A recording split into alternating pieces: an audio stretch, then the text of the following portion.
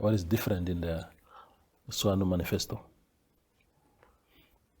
Look, the problems that we've experienced ever since independence, and particularly the last 4 or 5 years, have not really changed. What has happened is they've just intensified. They are more pronounced now than they have been. Unemployment, for instance, affects more than 60% of our young people, and it still hovers around 48%. That's how high it is. You have seen the problem of rural-urban migration, because people in rural areas also no longer have the means to sustain themselves while there. So the manifesto talks about unemployment. It also talks about the problem of rural Namibia, the problem of migration, the question of housing, health, public health, education. We have also delved into restorative justice, this thing called reparations. We've looked at quite a number of areas, but of paramount importance, I think, is the question of how do we create employment? What needs to be done to absorb many of our young people into the labor market? And the attendant, I think, problem to that is the one of underemployment. Those of our young people who have jobs today, whether employed through ShopRite or in the fishing industry or Woermann and Brock or wherever it is, they are mostly employed through a third party called labor hire. So the whole question of labor hire also becomes important, because it doesn't help you create these jobs and people's salaries are taken away by these labor hire companies before they actually reach the intended recipient. So that's another aspect that we feel we would also need to address. Education, for instance, there's an interesting aspect where we feel, for instance, that and we take the example of a geologist, for instance, or geology.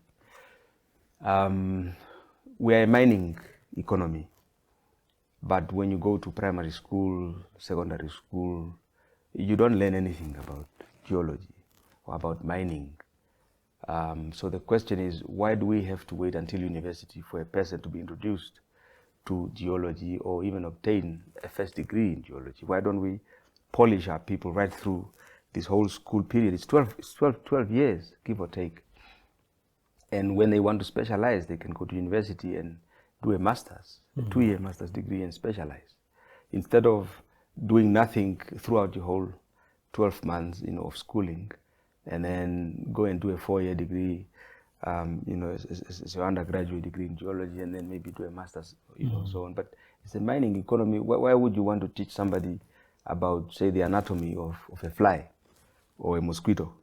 What do I do with it after school? So there must be some relevance to what we teach our people and prepare them, for the labor market, but also assist them to appreciate the wealth they have. If you teach me about geology and the wealth that Namibia possesses, I might actually turn out to be a very good citizen, because I would appreciate these things and help preserve them. Same is true for fisheries. Why not teach people about marine resources while in school, and not wait until university?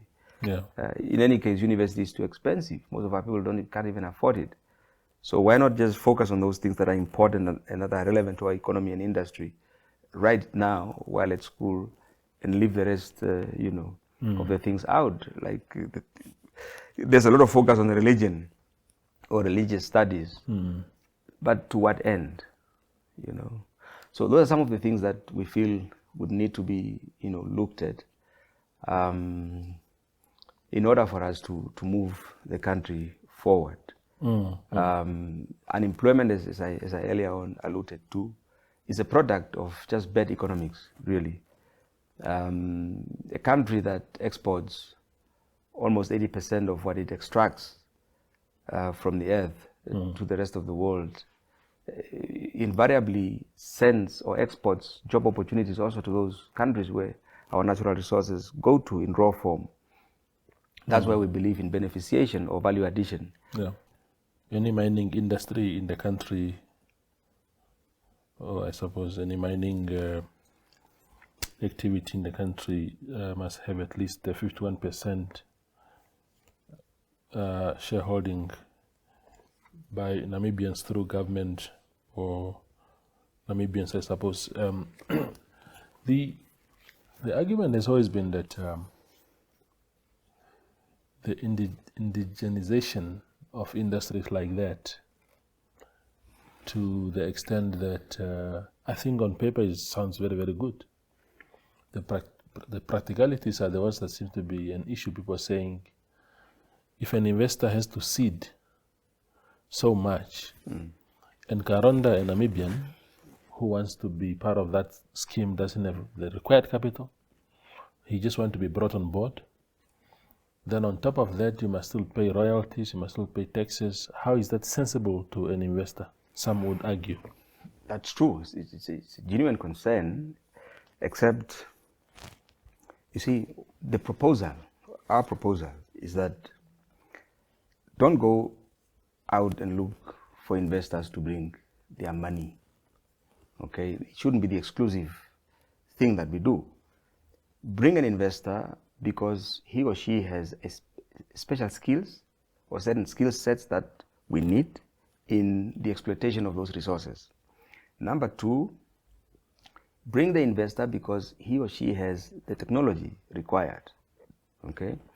And number three, let us also use the resources, our own money, to help develop or exploit our own resources, but using other people's skills, expertise, and technologies.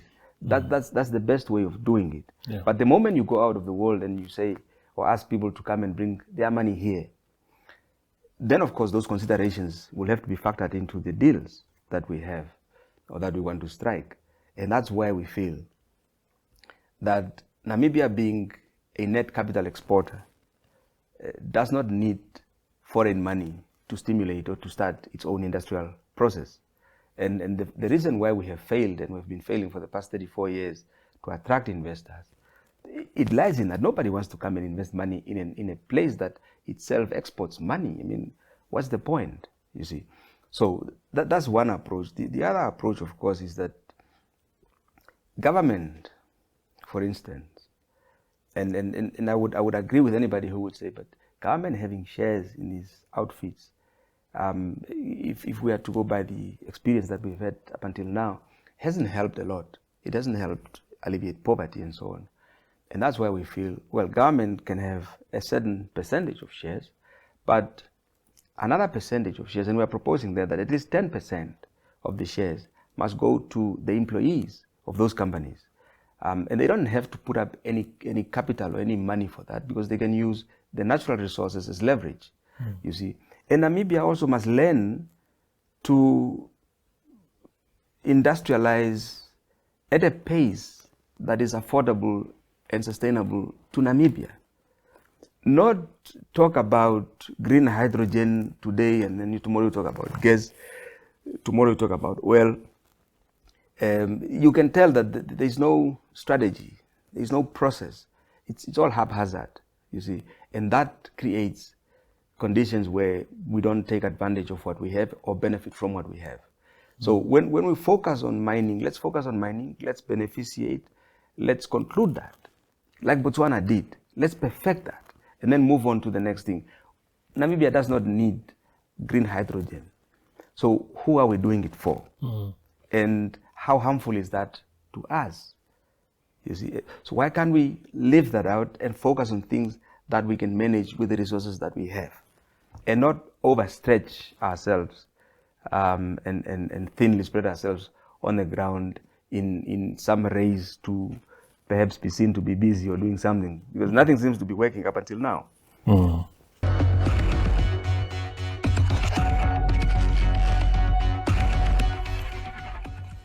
You see, starting from the problem that we have, or the challenge of youth employment or youth unemployment, when you look at statistics, even at sub-Saharan level in Africa, governments are promoting entrepreneurship, especially for young people, taking cognizance of the high rates of unemployment. And not just that, but Africa, as we all know, is a very youthful continent. So you have over 60% of population of Africa is young people. So we need to start shifting the focus to ensure that we are able to reap a demographic dividend from this youth bulging population. Now, in terms of the support from government, it is there. When you look at various institutions that government, that's run by government or empowered, you look at the DBN, that's a government-owned entity. DBN, the Development Bank of Namibia, have various schemes. One that I always often refer to is a skills-based lending facility. This is very important because we have high rates of graduates who are unemployed. So with this skill then, it offers the financial access for a graduate to start up their own business. And that is all that you need to prove that you are a graduate from the vocational training, and then to obviously take you through your plan that you have. So all these are various initiatives that government has. Now, coming back to our ministry, even before I go to the ministry's one, also we have what we call the Credit Guarantee Scheme, which was part of the SME financing strategy. You may recall in the HPP1, it featured prominently where now this Credit Guarantee Scheme bridged the gap between the challenge that we often hear the young people voicing of collateral. So young people will have a very good plan, a bankable plan, but then you are required to, you must either have a house. I mean, you know, as a graduate, where do you get a house to put down? Or your parents step in, you have parents from disadvantaged communities. So government has put up this fund that is being administered. I know FNB has come on board. I was even at the launch, so they are doing a great job. So really, it's also looking at how can we make it possible for the young people. How do we create that conducive environment for the young people to engage into entrepreneurship? That scheme is very important because collateral is very key, especially when you are getting to loans. Now, coming to what our ministry is currently championing in terms of entrepreneurship, we have two key schemes that we are running. The Namibia Youth Credit Scheme. So recently the Trade Minister lamented over the low uptake of SME applications for equipment. Do you also see this playing out in your ministry for these particular initiatives that you've just mentioned? Yes, remember when we talk about initiatives, we don't just talk about programs that are run by the ministry, because we are the custodian of empowering young people. Yes. So when we speak to them, we really try to give them information as much as possible also from other entities. I recall in Rundu, this particular initiative that I just indicated, one young person stood up and asked a question, and that was on the 30th. And she says, no, I went to apply for the credit, for the equipment aid scheme, closing on the 31st. You see, young people, opportunity is granted running for a period, but you only go on the last day. So what I took from that is that we need to create more information. Sharing. I think that's very critical. And also at the same time, I really want to encourage young people to use the various platforms that we have to our advantage. I mean, nowadays, every young person has a smartphone. So if you go on www.msyns.gov.na, we are able to see that, okay, now the ministry, the applications are open for credit scheme, or this is what we are now calling for. Like we have also other initiatives on charcoal. So it's always good that young people should also seek for information. and not just use our social media for something else. The one big thing that everybody talks about when they believe they are being empowered is getting involved in politics. Now, your ministry, as the guardian for youth empowerment, what are you doing? What are the initiatives you are undertaking to help young people get involved in political participation? Well, Jemima, on that one, I want to make a reference to our National Youth Policy, which is a blueprint that provides a framework in terms of government empowering young people. This is a cabinet-adopted policy dedicating a decade of youth mainstreaming in various institutions and at various levels. Now, with that National Youth Policy, we have 4 pillars. The first pillar speaks to youth skills and training. That's on training and education. The second pillar speaks to youth health and well-being. And the third pillar speaks to youth economic and employment opportunities that deals with what we've just discussed previously in terms of entrepreneurship and so on.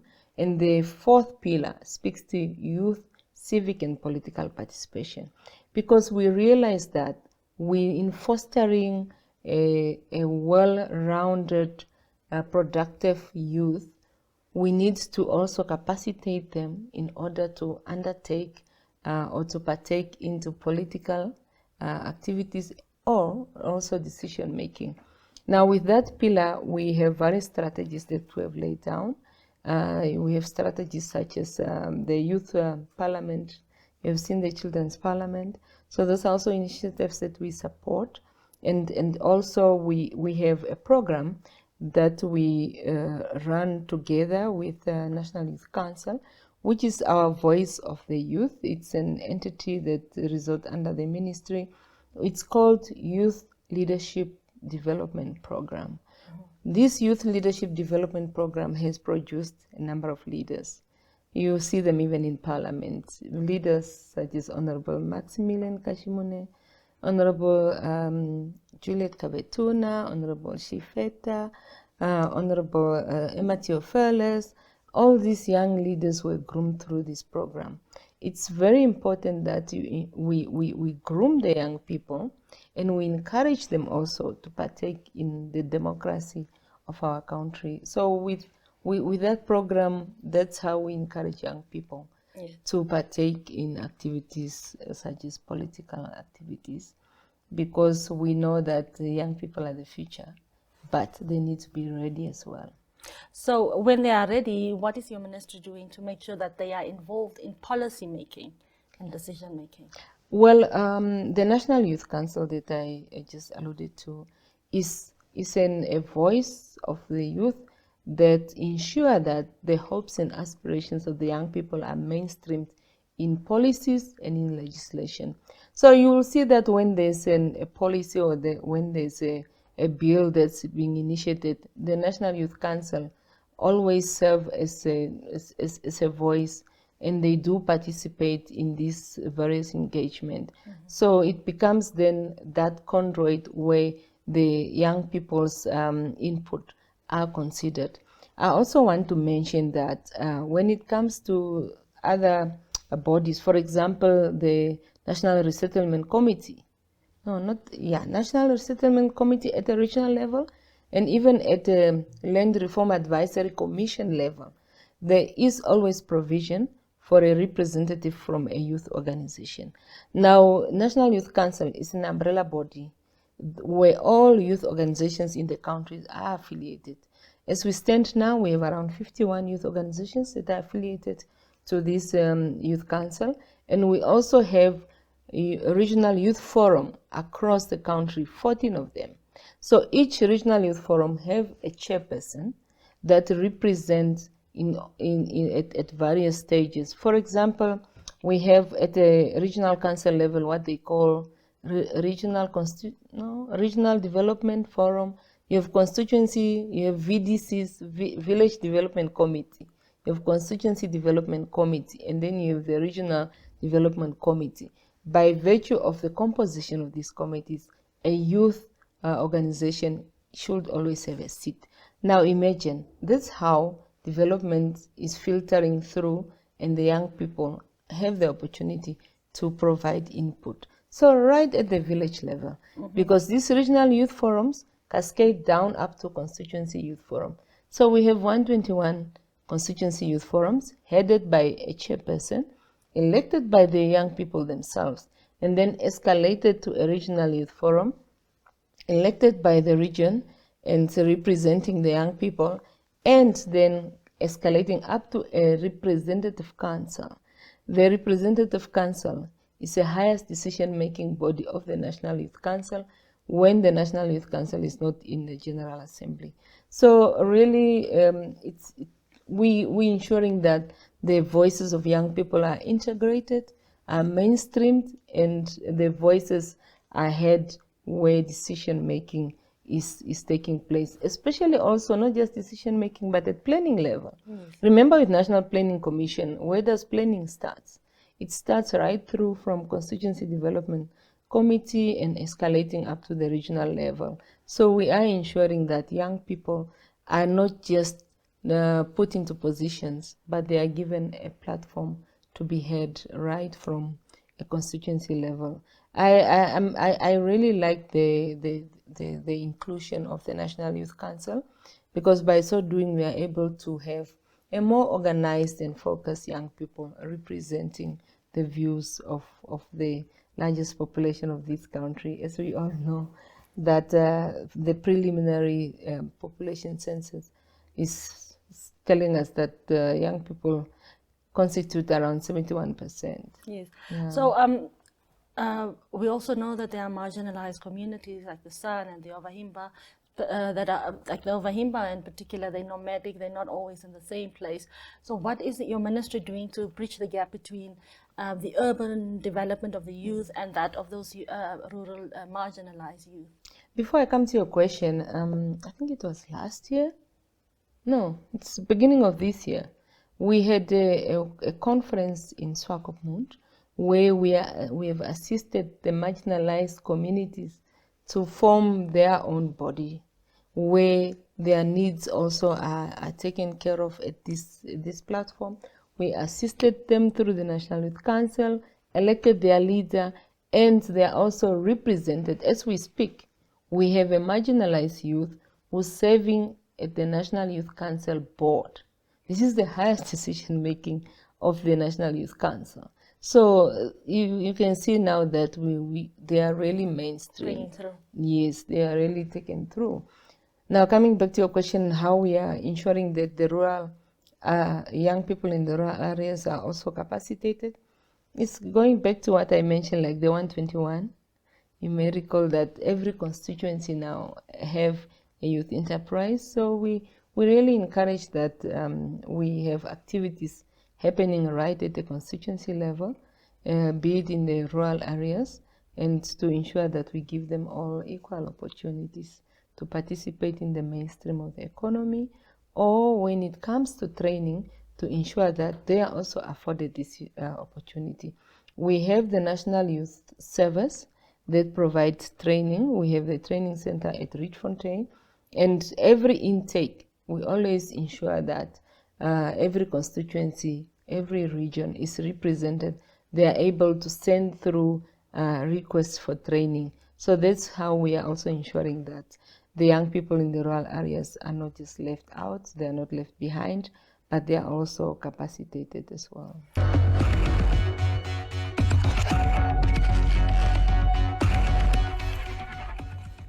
Thank you, Toivo, and it's a pleasure to be here on the coast visiting the Central. The common denominator that we are facing right now is the ministry that is failing us. The ministry being the Ministry of Urban and Rural Development, specifically Honorable Erastus Uthoni. So I must say that we have written letters together with all the activists from different towns as well, as we have also concluded a press conference today. So we have our common denominator is the minister, who is not answering. He's not coming back to us with the demands, the requests, and all the correspondence that we are sending to him. These problems in Walvis Bay Elvis, are they new and therefore confined, if you like, to the current administrators of the town? We know that after the 2020 elections, there were a change of fortunes, political fortunes in the town. There's a new regime there, led by IPC essentially. Are these things happening now only with this regime, or they were carried over from long ago and the new leaders simply did not solve them also? I would say it got worse. It got worse. But I would say it was a bit better. But now with, like you have rightfully said, it's now a new kid on the block that came, which is now IPC. And SWAPO, who wants to now the pool is between the two. So the other one wants to come back in power. The other one wants to maintain the power. So that is what is currently happening. And as the saying goes, two elephants are fighting, the grass is suffering. That's why we have service delivery that is compromised currently. Yes. Now, this violent crimes, people being stabbed, just killed in bars or just on the streets, a person gets stabbed. It's quite disturbing. It hasn't been like that before, has it? Yes. That is also a pain that we have in Walvis Bay. And on top of that, also boys and girls, people that are getting missing, and after a few days they are back. And yes, the killings that is there, it was never like that. We don't know what is this change, what is this trend that is now forthcoming. But I spoke to a station commander in Walvis Bay, and it was an idea that I had, so I approached him and I asked him, why is it that we cannot pull in the NDF for them to also do the patrols as we did during the time of COVID, to have what is this curfew times, so that at least we can curb on crime rate. Because if people are walking around after 10 and so forth, I think that's where it also mushrooms. Yeah.